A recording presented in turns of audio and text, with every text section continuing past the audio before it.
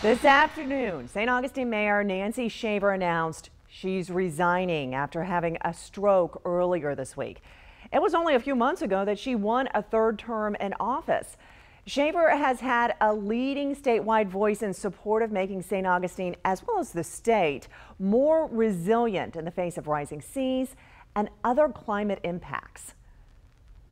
This is our nuisance flooding condition, what it will look like by about 2030. Nancy Shaver was elected St. Augustine's mayor in 2014. Since then, she has developed a passion to create a resilient city. Resiliency is the ability to bounce back, to recover.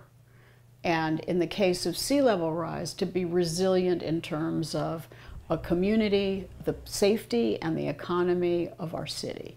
That's my definition. Last year, Shaver sought out water experts by traveling to the Netherlands, where much of the country is below sea level, and leaders there have found ways to protect their land from the water. What I want to share is the resources and the information that I gathered.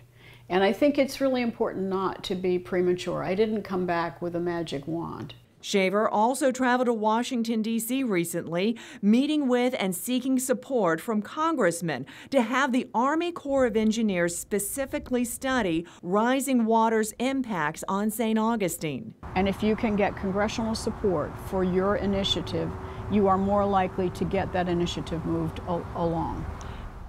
So she certainly has done a lot in that realm of concern regarding rising sea levels. Her daughter tells me she will now focus on recovery.